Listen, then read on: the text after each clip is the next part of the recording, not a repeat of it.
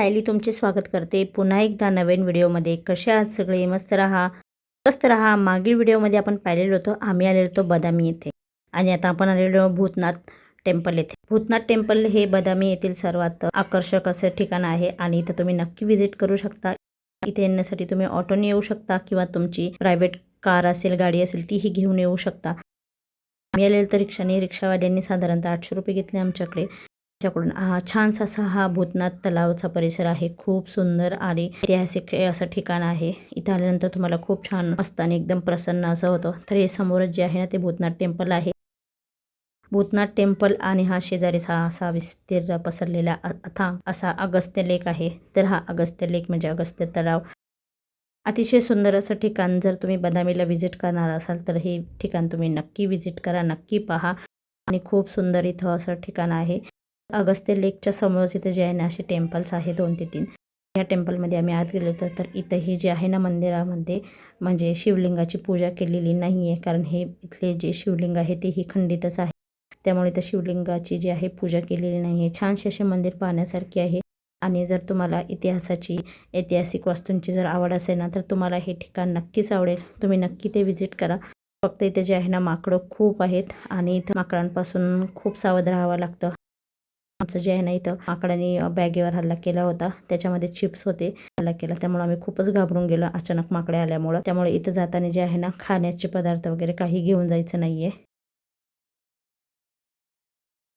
Sharvi monkey danger आहे. मला पण त्याचं वाटलं काय तर काय झालं? अरे वार बॅड मंकी काय म्हणते? मंकीने चिप्स नेलं. नो मंकी आला. शार्वी अयो मागून नाही आलं तिकडं. सायली हो इकडे आण थोडं.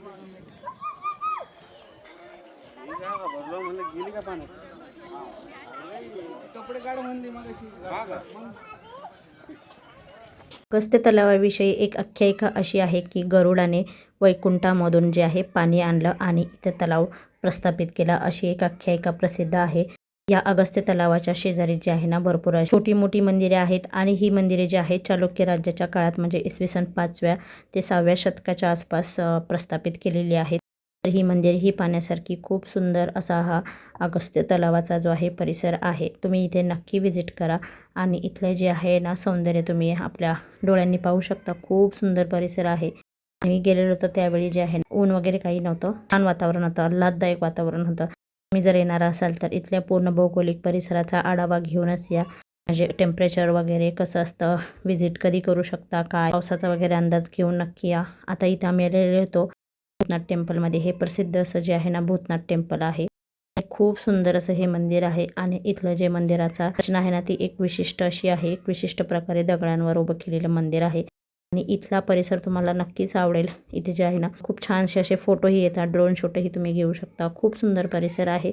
फक्त इथे गेल्यानंतर जे आहे ना कचरा वगैरे काही करायचं नाही. बरेचसे टुरिस्ट येतात, कचरा वगैरे करून जातात, पाण्याच्या बॉटल वगैरे फेकून जातात. तर ही आपलीच एक काळजी असते, जबाबदारी असते की आपण जिथे जाईन तिथं आपण कचरा वगैरे काही करायचं नाही. इथे जे विशिष्ट अशी दगडांची जी रचना केलेली आहेत ती सर्व गुलाबी दगड आहेत. ते छानसं असं सुंदर असं भूतनाथ टेम्पल जे आहे अगस्त्य तलावाच्या काठी बसलेलं आहे. अगस्त्य तलावाला पूर्वी वातापी तलाव असंही म्हटलं जात होतं. तर हे सुंदर असं मंदिर पाहण्यासाठी तुम्ही अगस्त्य तलाव बदामी भूतनाथ टेम्पल इथे नक्की व्हिजिट करा.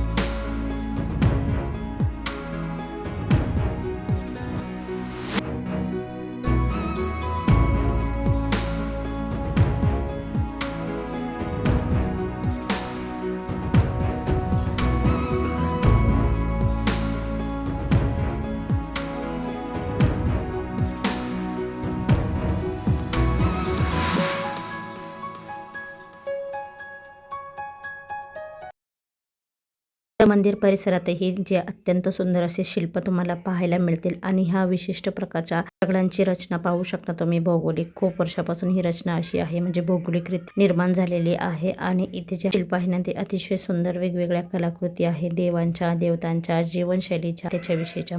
ते जे कलाकृती आहेत ना ती खूप सुंदर अशी आहेत. इथे जे आहे तुम्हाला ऋषीमुनींच्या जे आहे तपस्या करतानाच्या ज्या कलाशिल्प आहे ते एकदम सुंदर आहे. ते आहे गणपती आहे, विष्णू आहे, महादेव, शंकर, त्याचप्रमाणे इतर देवी देवतां मूर्त्यांची इथे जे आहे तुम्हाला कोरीव कामे पाहायला मिळते. खूप सुंदर परिसर आहे. तुम्ही इथे नक्की व्हिजिट करावा. हा परिसर जे आहे ना नक्की एक्सप्लोर करा, नक्की पहा. त्याचप्रमाणे परिसरामध्ये ना मस्जिदही आहे, तेही तुम्ही पाहू शकता. आणि आता मी रिटर्न आलेलो होतो कारण आमचा आता पुढचा जो प्रवास आहे तो आहे शाकंभरी मंदिर येथे. आता आम्ही पोहोचलेलो आहोत शाकंभरी मंदिर येथे. हे जे आहे 3.5 शक्तिपीठापैकी एक आहे देवी शाकंभरी मंदिर. मंदिर जे आहे बदामीपासून साधारणतः 15 ते 20 किलोमीटर आहे. आणि हेही मंदिर जे आहे अतिशय सुंदर आणि पाहण्यासारखं आहे.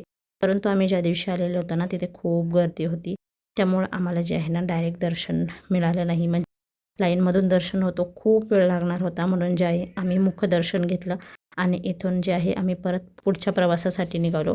हेही मंदिर खूप सुंदर आहे. खूप लोक इथं जे आहे ना जावळ वगैरे काढण्यासाठी नवस फेडण्यासाठी आलेलं होतं.